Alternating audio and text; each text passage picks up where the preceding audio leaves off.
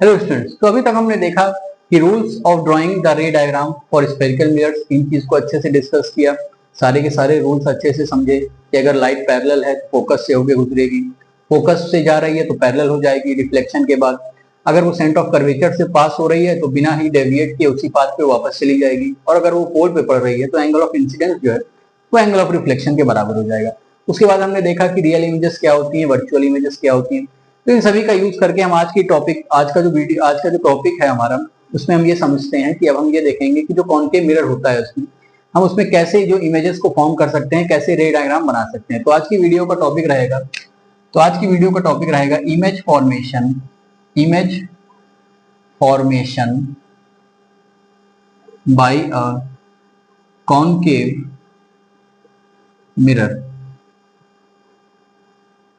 और इसमें हम 6 केसेस देखेंगे कि किस तरीके से और कहाँ पे अगर ऑब्जेक्ट रखा हुआ है तो उसकी इमेजेस कहाँ पे बनेगी, वो किस टाइप की इमेज होगी, मैग्नीफाइड होगी या छोटी इमेज होगी या रियल होगी या वर्चुअल होगी। तो ये सभी चीजों को अच्छे से डिस्कस करते हैं। तो चलिए वीडियो को स्टार्ट करते हैं।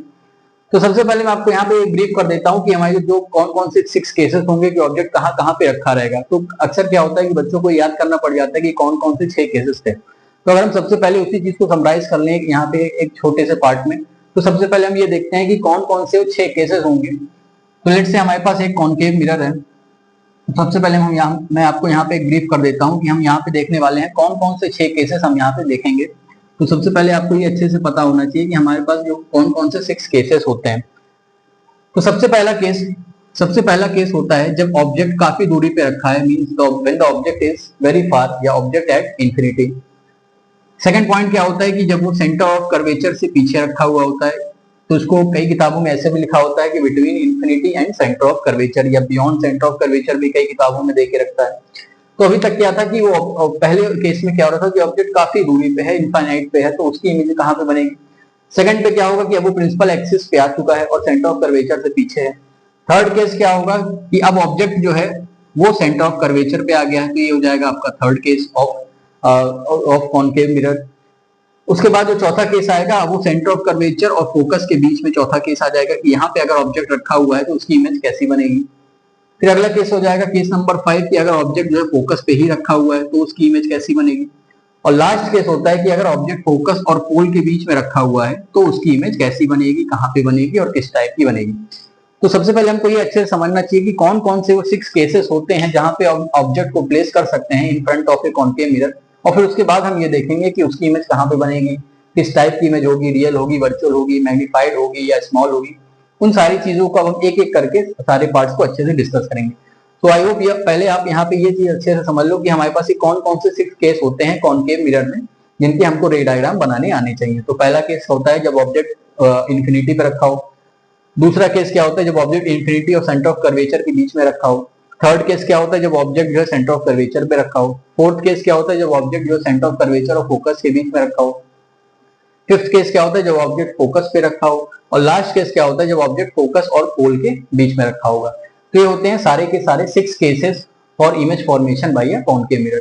अब चलिए हम सारे पार्ट्स को एक एक करके डिस्कस करते हैं कि अगर ऑब्जेक्ट आपका किस किस पोजीशन पे रखा हुआ है तो उसकी इमेज कहाँ पे बनेगी, किस टाइप की बनेगी, एंड सो ऑन।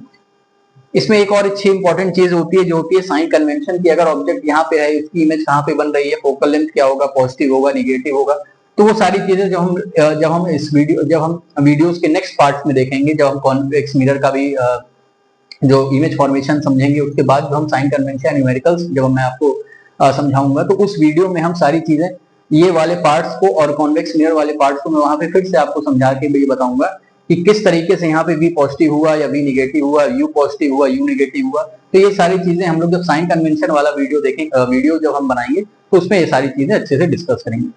हम इस पार्ट में सिर्फ ये देखेंगे कि कौन कौन से 6 केसेस होते हैं, कहाँ कहाँ पे ऑब्जेक्ट रखा है तो उसकी इमेज कहाँ पे बनेगी, किस टाइप की बनेगी, रियल होगी, वर्चुअल होगी या कहाँ पे उसका पोजीशन होगा। तो चलिए देखते हैं सबसे पहला पार्ट। तो सबसे पहला पार्ट है when the object is at infinity. अगर ऑब्जेक्ट जो है इंफिनिटी पे है यानी कि बहुत दूरी पे है, तो सबसे पहले हम देखते हैं कि उसका रे डायग्राम कैसा बनेगा। तो हमको यहाँ पे जितनी भी हमने चारों प्रॉपर्टीज डिस्कस की थी उन्हीं प्रॉपर्टीज का यूज करके यहाँ पे हम रे डायग्राम बनाएंगे।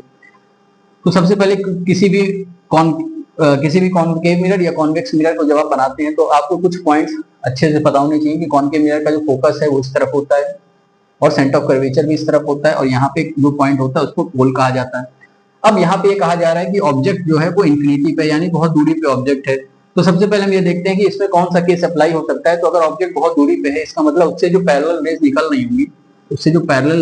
रही होंगी, वो मिरर पे पड़ने के बाद, हर एक पॉइंट पे वो मिरर पे पड़ने के बाद अगर वो पैरेलल है विद द प्रिंसिपल एक्सिस, तो after reflection it will pass from focus, और after reflection it will pass from focus. और ये आप ध्यान रखिए एक चीज कि अगर आपको ये देखना है कि इमेज कहाँ पे बन रही है, तो आपको कम से कम दो रेस को इंटरसेक्ट करवाना पड़ेगा। जब जिस पॉइंट पे वो दोनों रेस मीट करेंगी उसी पॉइंट पे आपकी इमेज का फॉर्मेशन होगा।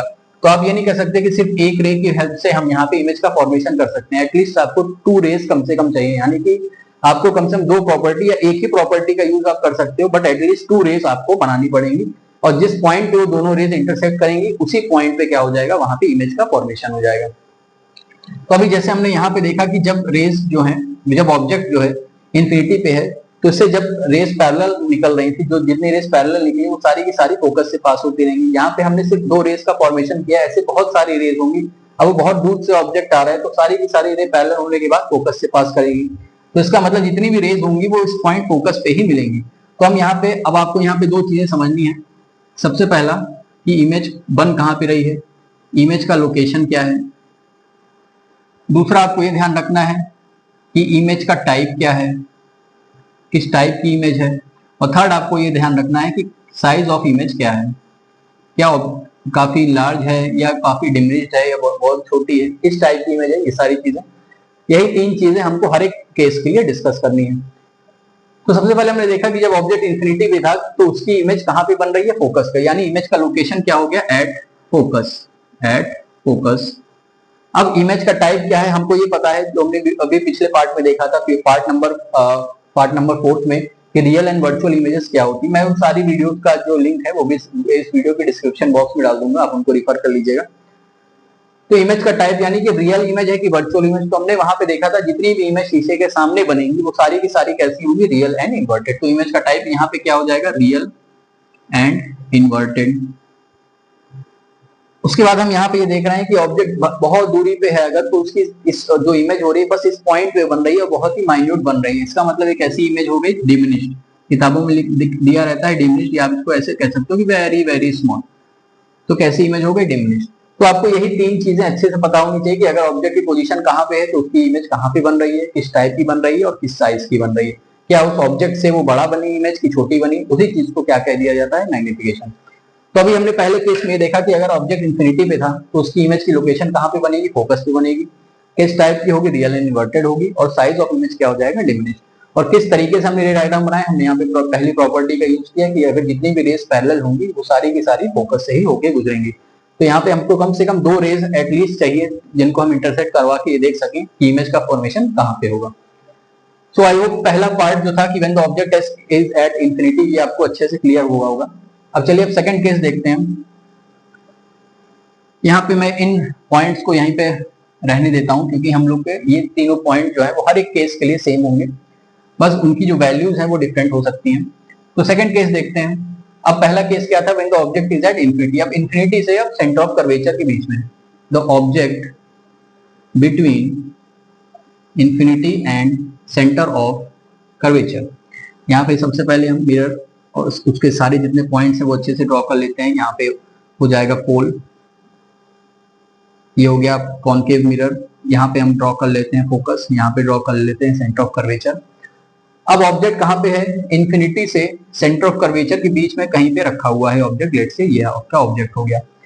अब यहाँ पे हम देखते हैं कि हम कौन कौन सी प्रॉपर्टीज का यूज कर सकते हैं। तो सबसे पहले हम पहली प्रॉपर्टी का यूज करते हैं कि अगर कोई भी रे पैरेलल होगी, लेट से अगर कोई रे पैरेलल है, पैरेलल किसके होगी, प्रिंसिपल एक्सिस के। पैरेलल है अगर प्रिंसिपल एक्सिस के, तो after reflection it will pass from focus. तो कहाँ से पास होगी, फोकस से पास होगी। तो आपको ये एरोज बहुत ध्यान से बनाने हैं ताकि आप ये बता सको कि लाइट की रे किस तरफ से आ रही है और कहाँ पे जा रही है।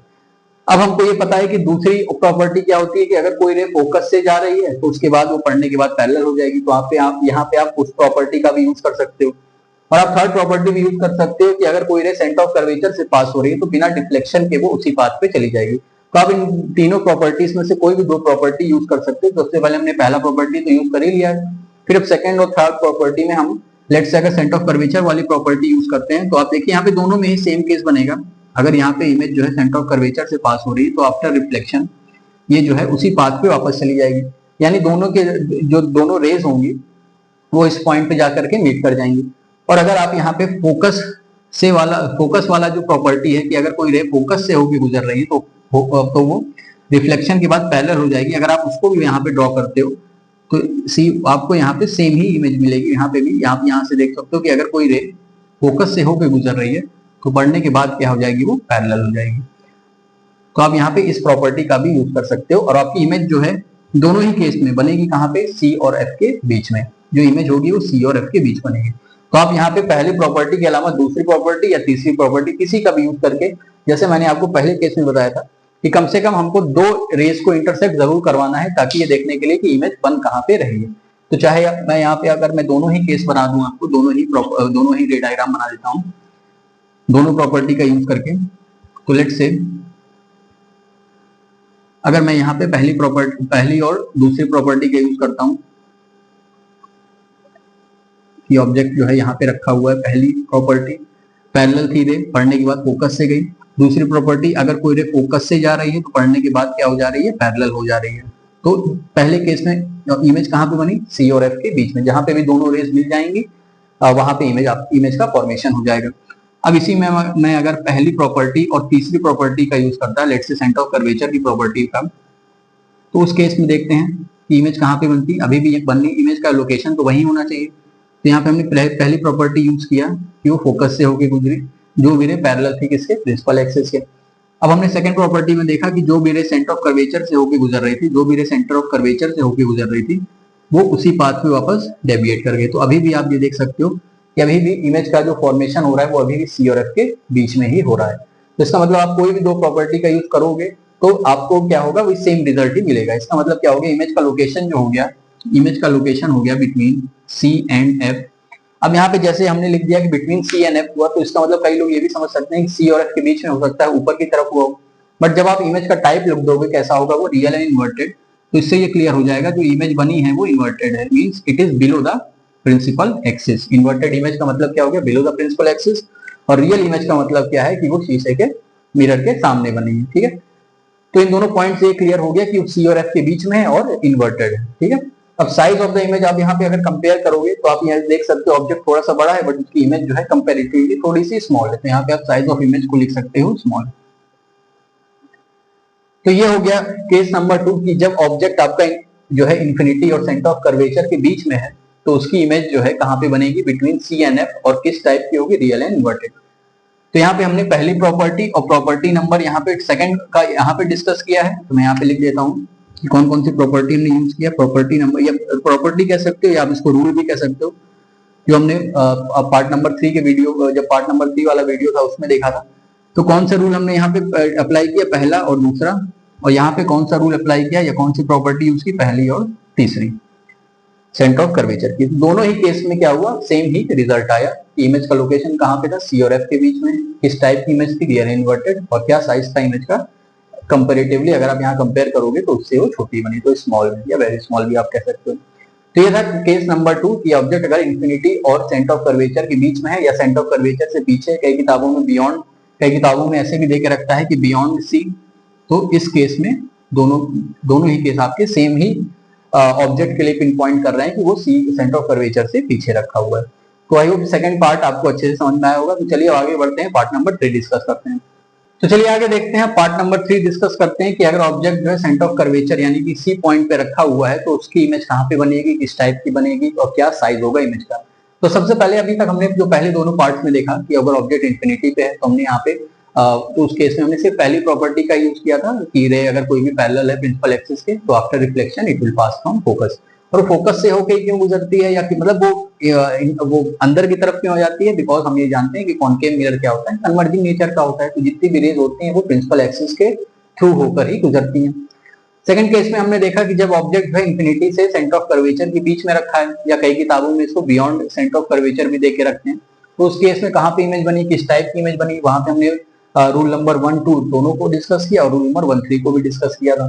यानी हमको कम से कम ये दो चीजें अच्छे से पता होनी चाहिए कि अगर हमको कोई भी रे डायग्राम बनाना है या कोई भी इमेज का फॉर्मेशन करना है तो हमको कम से कम दो रेस को इंटरसेक्ट करवाना है। अब वो दो रेस आप हो सकता है सिर्फ एक ही प्रॉपर्टी का यूज करके भी करवा सकते हो, जैसे हमने प्रॉपर्टी केस नंबर 1 में देखा था, या कोई पहली दूसरी या पहली तीसरी का भी यूज करके आप करवा सकते हो। यानी आपको कम से कम 2 रेस को इंटरसेक्ट करवाना है। तो चलिए अब देखते हैं कि अगर ऑब्जेक्ट जो है सेंटर ऑफ कर्वेचर पे रखा हुआ है तो उसकी इमेज कहाँ पे बनेगी। आपको यहाँ पे जो है प्रॉपरली इसको रूलर से ही बनाना है, कॉपी वगैरह में आपको रफली नहीं बनाना है। मैं यहाँ पे आपको सिर्फ समझाने के लिए ऐसा फिगर बना रहा हूँ। जब आप इसको प्रॉपरली डायमेंशन के साथ करोगे तो आपको ये और भी अच्छे से सारे के सारे डायग्राम देखने को मिलेंगे। तो यहाँ पे हम देखते हैं कि अगर ऑब्जेक्ट जो है सेंटर ऑफ कर्वेचर पे रखा हुआ है तो पहली हम प्रॉपर्टी का यूज करते हैं कि पैरेलल रे जो थी पढ़ने के बाद कहाँ से पास हो गई, फोकस से पास हो गई। अब यहाँ पे हम देखते हैं कि प्रॉपर्टी नंबर 2 जो है क्या कहती है कि अगर कोई रे फोकस से होकर गुजर रही है तो पढ़ने के बाद वो क्या हो जाएगी, पैरेलल हो जाएगी। और 3 क्या कहती है कि अगर कोई रे सेंटर ऑफ कर्वेचर से जा रही है, बट यहाँ पे तो object he centre of curvature पे रखा हुआ है, तो हम यहाँ पे प्रॉपर्टी नंबर 2 का यूज कर सकते हैं कि अगर कोई रे फोकस से होकर गुजर रही है, लेट्स से अगर कोई रे फोकस से होकर गुजर रही है कुछ इस तरीके से, तो पढ़ने के बाद क्या हो जाएगी, सेंटर ऑफ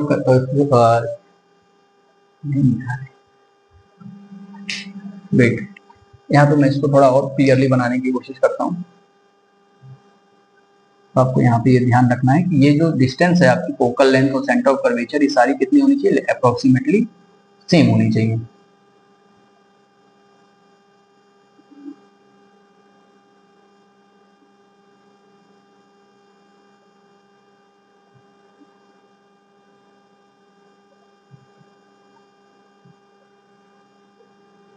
तो ये हुआ हमारा केस नंबर 3। इसमें क्या बताया गया है कि अगर कोई भी ऑब्जेक्ट जो है सेंटर ऑफ कर्वेचर पे रखा हुआ है, अगर कोई भी ऑब्जेक्ट सेंटर ऑफ कर्वेचर पे रखा हुआ है, तो यहाँ पे हमने देखा कि सबसे पहले हमने प्रॉपर्टी नंबर 1 का यूज किया कि अगर प्रॉपर्टी नंबर 1 में क्या कहा गया था कि अगर कोई भी रे पैरेलल होगी किसके, प्रिंसिपल एक्सिस के, तो आफ्टर रिफ्लेक्शन ये कहां से होके गुजरेगी, फोकस से होके गुजरेगी। अब यहाँ पे हमने देखा कि प्रॉपर्टी नंबर 2 ही हम इसे यूज कर सकते हैं, 3 का तो यूज कर ही नहीं सकते बिकॉज ऑब्जेक्ट खुद ही सेंटर ऑफ कर्वेचर पे रखा हुआ है। तो प्रॉपर्टी नंबर हमने 2 का यूज किया कि अगर कोई रे फोकस से होकर गुजर रही है तो आफ्टर रिफ्लेक्शन वो क्या हो जाती है, पैरेलल हो जाती है। तो रिफ्लेक्शन के बाद वो क्या हो जाती है, पैरेलल हो जाती है। तो ये हो गया केस नंबर 3 का। कुछ इस तरीके से हम यहाँ पे रे डायग्राम को ड्रॉ कर सकते हैं कि अगर ऑब्जेक्ट जो है सेंटर ऑफ कर्वेचर पे रखा हुआ है तो आप ये देख सकते हो उसकी इमेज भी सेंटर ऑफ कर्वेचर पे ही बन रही है। अगर आप इसको और भी प्रॉपरली आप रूलर से और पेंसिल से बनाओगे तो आपको एग्जैक्टली इसी पॉइंट पे वो इमेज देखने को मिल जाएगी। यहाँ पे इमेज का लोकेशन क्या हो गया, इमेज का लोकेशन हो गया सेंटर ऑफ कर्वेचर पे ही इमेज का लोकेशन हो गया। अब यहाँ पे किस टाइप की इमेज है, वो रियल एंड इन्वर्टेड, यानी रियल इमेज क्यों है, बिकॉज वो कॉन्केव मिरर के सामने बनी हुई है। और कैसे है, वो इन्वर्टेड है, यानी कि प्रिंसिपल एक्सिस के नीचे है, इस वजह से वो कैसी इमेज है, इन्वर्टेड है। और साइज आप यहाँ पे देख सकते हो, जितना ऑब्जेक्ट का साइज है उतना ही इमेज का भी, यानी साइज ऑफ इमेज क्या हो गया, same as that of object, same as object. तो यहाँ पे हमने देखा कि अगर ऑब्जेक्ट जो है सेंटर ऑफ कर्वेचर पे रखा हुआ है तो उसकी इमेज कहाँ पे बन रही है, सेंटर ऑफ कर्वेचर पे ही बन रही है। कौन कौन सी प्रॉपर्टी का हमने यूज किया, रूल या कौन कौन से रूल का हमने यूज किया, रूल नंबर 1 और रूल नंबर 2, इन दोनों रूल का यूज करके हमने बना दिया इसका रे डायग्राम। और आपको सिर्फ यहाँ पे ये दो चीजें ही ध्यान रखनी है। सबसे पहले कि कौन से रूल, आप जो है चारों रूल में से कोई भी एक रूल या दो रूल को यूज कर सकते हो। और दूसरी हमने क्या चीज ध्यान रखनी है कि कम से कम दो रेस को इंटरसेक्ट करवाना है, जिस पॉइंट पे दोनों रेस आपस में इंटरसेक्ट कर जाएंगे वहीं पे क्या हो जाएगा, इमेज का फॉर्मेशन। तो ये हो गया केस नंबर 3 कि अगर ऑब्जेक्ट जो सेंटर ऑफ कर्वेचर पे रखा हुआ है तो उसकी इमेज का लोकेशन कहाँ पे होगा, किस टाइप की इमेज होगी और साइज ऑफ इमेज क्या होगा। तो ये चीजें आपको यहाँ पे अच्छे से नोट डाउन कर लेनी है। चलिए आगे देखते हैं, केस नंबर 4 डिस्कस करते हैं कि केस नंबर 4 में क्या कहा जा रहा है कि ऑब्जेक्ट कहाँ पे रखा हुआ है, उसकी इमेज कहाँ पे बनेगी, सारी चीजें अच्छे से डिस्कस करते हैं, सारे के सारे रे डायग्राम को देखते हैं यहाँ पे।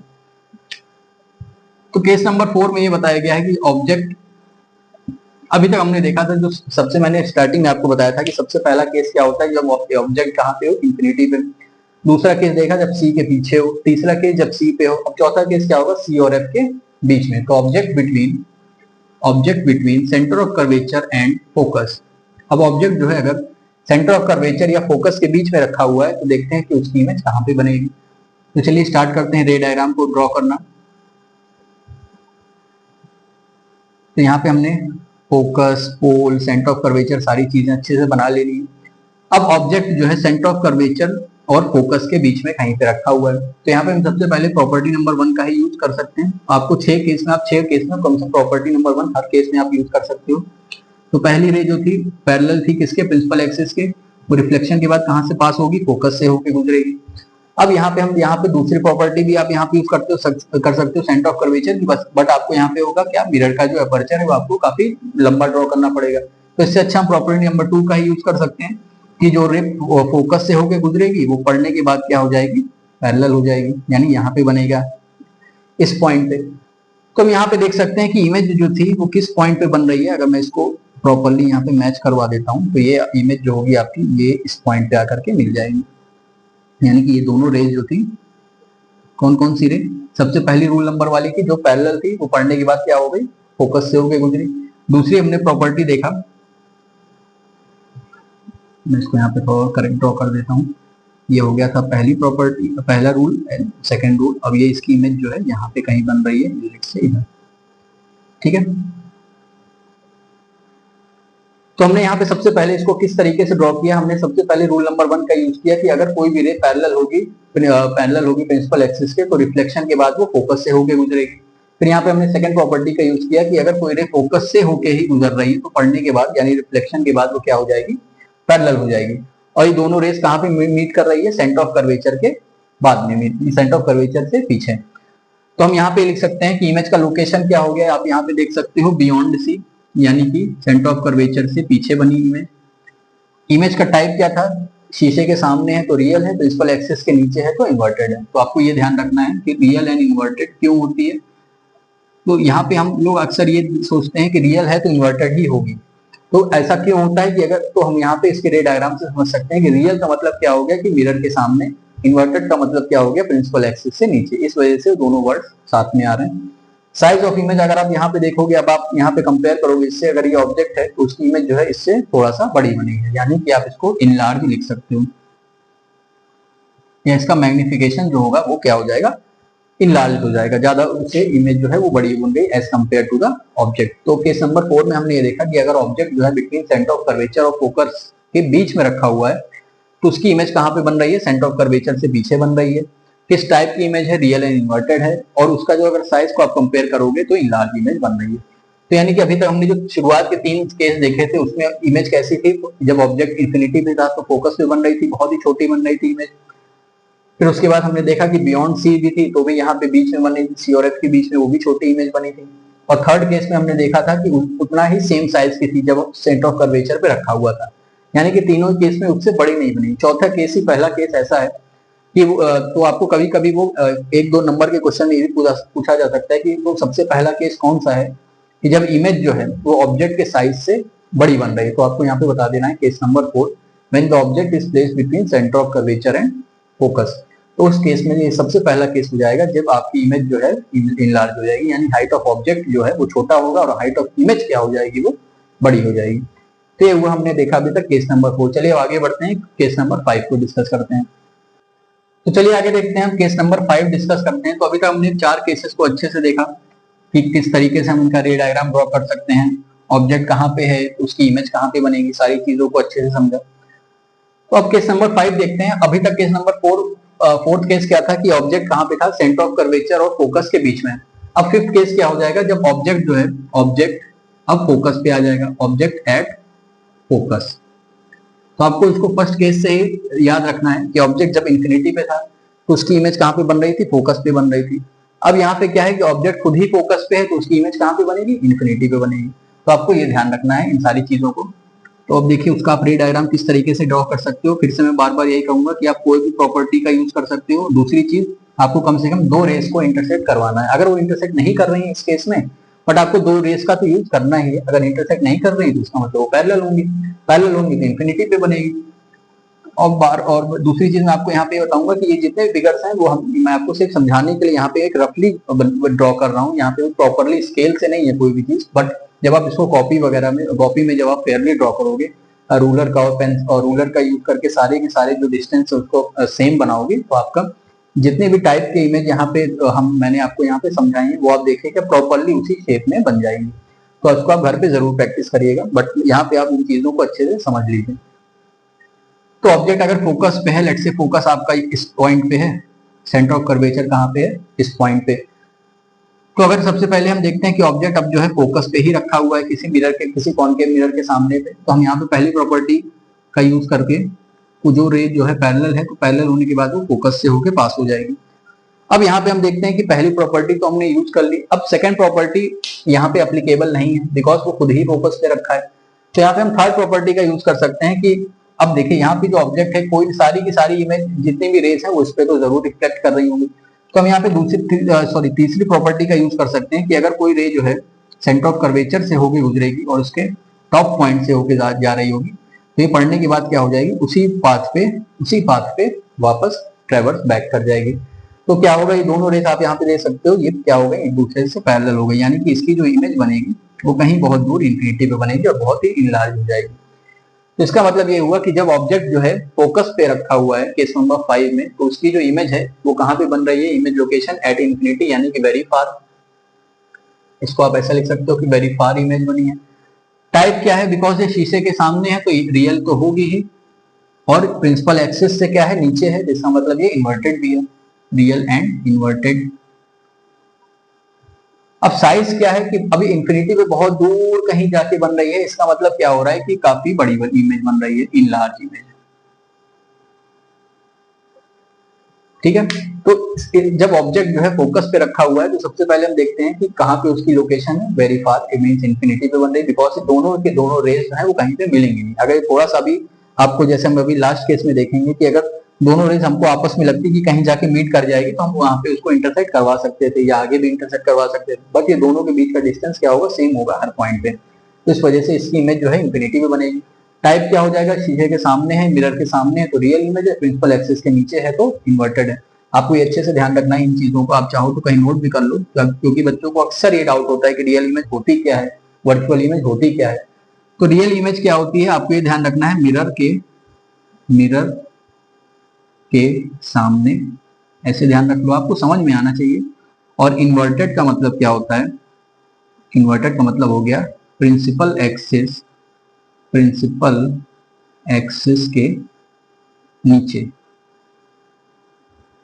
और सेम यही चीज अगर हम वर्चुअल के केस में बात करें तो वर्चुअल क्या हुआ, मिरर के पीछे, और वहां पे क्या हुआ, इरेक्ट मतलब प्रिंसिपल एक्सिस के ऊपर। वो अभी हम जब लास्ट वाला केस देखेंगे तो उसमें वर्चुअल इमेज जहां पे बनती है वहां पे मैं आपको ये भी फिर से नोट करवा दूंगा। तो अब यहाँ पे इस चीज को अच्छे से नोट कर लो कि रियल इमेज क्या होती है कि मिरर के सामने, इन्वर्टेड का मतलब क्या होगा, प्रिंसिपल एक्सिस के नीचे। तो ये दोनों चीजों आप अगर ध्यान है अच्छे से तो आप हर एक केस में यहाँ पे आपको फिर याद नहीं करना पड़ेगा, आप सिर्फ और सिर्फ रे डायग्राम अगर प्रॉपरली सारे रूल्स को अगर आप समझ के अच्छे से ड्रॉ कर ले जाते हो तो आप इन चीजों को अपने आप देखिए, आपको याद नहीं करना पड़ेगा, अपने आप इसको लिखते जाओगे कि कहाँ पे इमेज बन रही है, किस टाइप की इमेज है और उसका साइज कैसा है। ठीक है, तो आई होप कि केस नंबर 5 तक आपको अच्छे से समझ में आया होगा। तो चलिए अब लास्ट केस देखते हैं, केस नंबर 6।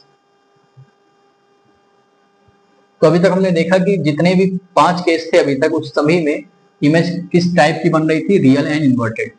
अब ये लास्ट केस हम देखते हैं, case number 6, object between focus and pole. अब फोकस और पोल के बीच में ऑब्जेक्ट अगर रखा हुआ है तो उसकी इमेज देखते हैं कहां पे बनेगी। तो हमने इस पॉइंट को पोल माना हुआ है और यहाँ पे फोकस है, यहाँ पे सेंटर ऑफ कर्वेचर है। मैं बार बार आपसे ये कह रहा हूँ कि यहाँ पे मैं आपको सिर्फ ये समझाने के लिए ड्रॉ कर रहा हूँ, यहाँ पे कोई ये प्रॉपरली मैं स्केल से नहीं ड्रॉ कर रहा हूँ। तो बट आप जब इसको ड्रॉ करोगे तो ये डिस्टेंस और ये डिस्टेंस बराबर होनी चाहिए। ठीक है, अब देखते हैं अगर ऑब्जेक्ट जो है फोकस और पोल के बीच में रखा हुआ है तो फिर से वही चीज हम पहले प्रॉपर्टी का यूज हर केस में कर सकते हैं कि अगर कोई भी रे पैरेलल जा रही है किसके, प्रिंसिपल एक्सिस के, तो रिफ्लेक्शन के बाद वो कहां से पास होगी, फोकस से होके पास होगी। इस पॉइंट पे वो फोकस से होके गुजरेगी। अब यहाँ पे हम देखते हैं कि सेकंड प्रॉपर्टी हम उसको यहाँ आगे फोकस से तो पास करवा नहीं सकते, बट हम ये देखते हैं कि अगर कोई रे का सेंटर ऑफ कर्वेचर से होके गुजर रही होती, लेट से कुछ ऐसे होके गुजर रही होती, तो ये आगे ऐसे जाती। अब आप यहाँ पे ये देख सकते हो कि अब ये दोनों रेज जो हैं इसी पाथ पे वो ट्रेवर्स बैक कर जाएगी, ये भी हमको पता है अगर सेंटर ऑफ कर्वेचर से होके जा रही है तो, क्योंकि उसके टॉप से होके गुजरेगी। अब यहाँ पे हम केस नंबर 2 का यूज, प्रॉपर्टी नंबर 2 या रूल नंबर 2 का यूज यहाँ पे हम नहीं कर सकते थे, बिकॉज हम कोई रे फोकस से कैसे हम यहाँ पे पास नहीं करवा सकते थे, बट सेंटर ऑफ कर्वेचर से होकर के वो इमेज वो रे गुजर सकती है। अब हम यहाँ पे देखते हैं अगर इस केस में क्या हुआ, इस केस में क्या हुआ, आप यहाँ पे देखोगे अगर इन दोनों रेस को देखो तो यहाँ पे ऐसे वो चौड़ी होती चली जा रही है, आगे की तरफ वो बढ़ती चली जा रही है। पिछला केस जो था जब ऑब्जेक्ट कहाँ पे था, फोकस पे रखा हुआ था, तो इनके बीच का जो डिस्टेंस था वो सेम था, इस वजह से हमने कह दिया कि ये कभी इन्फिनिटी पे जाके बनेगी। बट यहाँ पे आप देख रहे हो इसका डिस्टेंस जो है बढ़ता चला जा रहा है, यानी और ये देख सकते हो आप कि आगे की तरफ ये पतला होता चला जा रहा है, पतला होता चला जा रहा है। इसका मतलब आगे कहीं जाकर के मीट कर जाएगा अगर हम इसको आगे ड्रॉ करें कुछ इस तरीके से। इसका मतलब इसकी इमेज जो है अब कहाँ पे बन जाएगी, मिरर के पीछे। तो पहला ऐसा केस होता है या इकलौता ऐसा केस है कॉनकेव मिरर में जिसमें इमेज कैसे बनती है, वर्चुअल इमेज। तो कभी कभी ऐसा आता है कि ऐसा कौन सा मिरर है जिसमें हम वर्चुअल और इरेक्ट इमेज बना सकते हैं, तो आप वहां पे दोनों केस आपके एप्लीकेबल होंगे, कॉनकेव मिरर में भी लास्ट केस में और कॉन्वेक्स मिरर में तो दोनों केस में होता ही है। बट रियल इमेज की बात होगी तो सिर्फ और सिर्फ कॉनकेव मिरर। तो अब यहाँ पे देखते हैं हम लोग इमेज का लोकेशन क्या हो गया, बिहाइंड द मिरर। तो आप इसको ऐसे लिख सकते हो, बिहाइंड द मिरर, या बिहाइंड पोल भी लिख सकते हो आप। अब टाइप देखिए, अब यहाँ पे क्या है, मिरर के पीछे है, इसका मतलब वो कैसी इमेज है, वर्चुअल। कैसी इमेज है, वर्चुअल। और प्रिंसिपल एक्सिस के क्या है, वो ऊपर है, इस वजह से वो वर्चुअल एंड इरेक्ट। अक्सर हम लोग ये सोचते हैं कि इरेक्ट है तो वर्चुअल के साथ ही आएगा हमेशा, बट यहाँ क्यों आ रहा है, आप यहाँ पे इसको इस तरीके समझो कि वर्चुअल का मतलब क्या हो गया। मैं यहाँ पे इस चीज को लिख देता हूँ कि वर्चुअल का मतलब क्या हो गया, मिरर के पीछे, मिरर के पीछे। और इरेक्ट का मतलब क्या हो गया, प्रिंसिपल एक्सिस, प्रिंसिपल एक्सिस के ऊपर। तो रियल इमेज का मतलब क्या था, मिरर के सामने। वर्चुअल का मतलब क्या हो गया, मिरर के पीछे। इरेक्ट का मतलब क्या हुआ, प्रिंसिपल एक्सिस के ऊपर। और इन्वर्टेड का मतलब क्या था, प्रिंसिपल एक्सिस के नीचे। अब साइज देख सकते हो आप। अब इमेज, अगर आप ऑब्जेक्ट को इमेज से कंपेयर करोगे तो जाहिर सी बात है आप देख सकते हो ऑब्जेक्ट छोटा है, इमेज उसकी बड़ी है, यानी इस केस में भी क्या हो गया, इनलार्ज। तो ये हो गया last case of concave mirror कि अगर ऑब्जेक्ट जो है बिटवीन फोकस और पोल के बीच में रखा हुआ है तो ये इकलौता ऐसा केस है जिसमें इमेज कहाँ पे बनती है, बिहाइंड द मिरर बन रही है, यानी कि किस टाइप की इमेज है, वर्चुअल इमेज है। बाकी जितने भी शुरुआत के 6 केसेस थे उन सभी केसेस में क्या हो रहा था कि इमेज कैसी थी, रियल एंड इन्वर्टेड। बट ये सिर्फ लास्ट केस ऐसा होता है, और ये आपको अच्छे से ध्यान भी होना चाहिए क्योंकि अक्सर एमसीक्यू में या वन मार्क्स के क्वेश्चन में या 2 मार्क्स में आ जाता है कि ऐसा कौन सा केस होगा, या उस केस को ड्रॉ करिए जब कॉनकेव मिरर जो है वर्चुअल इमेज देगा। तो आपको ये केस अच्छे से ध्यान होना चाहिए कि यही सिर्फ इकलौता ऐसा केस है जिसमें जब ऑब्जेक्ट फोकस और पोल के बीच में रखा हुआ होगा तो उसकी इमेज कैसी बनेगी, वर्चुअल। बाकी सारे के सारे केसेस में कॉनकेव मिरर में जो शुरू के 5 केसेस थे उसमें इमेज कैसी थी, रियल एंड इन्वर्टेड। बट ये लास्ट केस में कैसी बनी, वर्चुअल एंड डेड। तो आई होप ये सारे केसेस आपको अच्छे समझ में आए होंगे। मैं फिर से यही चीज कह रहा हूँ कि यहाँ पे मैंने जितने भी रे डायग्राम ड्रॉ किए हैं ये रफली मैंने ड्रॉ किया है, बट आप जब इसको प्रॉपरली स्केल से मेजर करके सारे डिस्टेंस को प्रॉपरली ड्रॉ करोगे तो आपको ऐसे ही रे डायग्राम दिखेंगे, बट वो और भी ज्यादा क्लियर होंगे। तो आप इनको घर पे जरूर प्रैक्टिस करिएगा, इसी तरीके से बनाने की कोशिश करिएगा। जितने भी रूल्स हैं जो मैंने आपको प्रीवियस पार्ट में समझाए थे, उन वीडियोस का लिंक भी मैं आपको इस वीडियो के डिस्क्रिप्शन में डाल दूंगा, तो उनको जरूर रिफर करिएगा और उसको एक बार अपने से बनाने की कोशिश करिएगा, सभी के सभी रे डायग्राम को। और अगर आप रे डायग्राम अच्छे से रूल को आप समझ के कर पाओगे तो आपको ये सारी चीजें याद करने की जरूरत नहीं पड़ेगी। आप उनको अपने आप से ही बता सकते हो कि लोकेशन कहाँ पे है, टाइप क्या है और साइज कैसा है। अक्सर बच्चों को ये डाउट रहता है कि टाइप याद करते रहते हैं, वो रियल होगी, इन्वर्टेड होगी, वर्चुअल है कि क्या। तो आपको यही चीज ध्यान रखनी है। रियल का मतलब क्या हो गया, अगर मैं इन चीजों को यहाँ पे भी लिख दूं तो रियल का मतलब क्या हो गया, मिरर के सामने। और इन्वर्टेड का मतलब क्या हो गया, प्रिंसिपल एक्सिस के नीचे। बस आपको ये चीजें ध्यान रखनी है। तो आप अगर आप ये चीज अच्छे से ध्यान रख ले जाओगे तो आप इमेज का टाइप अपने आप बता सकते हो। वर्चुअल का मतलब क्या हो गया, मिरर के पीछे। रियल का मतलब क्या हो गया, मिरर के सामने। इरेक्ट का मतलब प्रिंसिपल एक्सिस के ऊपर। इन्वर्टेड का मतलब प्रिंसिपल एक्सिस के नीचे। फिर आपका जैसे ही रे डायग्राम के हिसाब से आप बता सकते हो कि इमेज कैसी है, वर्चुअल है, इरेक्ट है, रियल है, इन्वर्टेड है कि कैसी। और साइज ऑफ इमेज भी आप देख के बता सकते हो कि अगर आपका ऑब्जेक्ट और आपकी इमेज की जो हाइट है उसको आप कंपेयर करोगे तो आपको खुद ही पता चल जाएगा कि इमेज बड़ी बनी है कि छोटी। तो आई होप सारे के सारे आपको 6 केसेस जो है कॉनकेव मिरर के अच्छे समझ में आए होंगे। तो अब हम जो अगला वीडियो होगा, वीडियो के नेक्स्ट पार्ट में अब देखेंगे कि कॉन्वेक्स मिरर के जो दोनों केस हैं उसका हम image formation of using the ray diagram of convex mirror, उन सब चीजों को अच्छे से डिस्कस करेंगे वीडियो के नेक्स्ट पार्ट में। Thank you.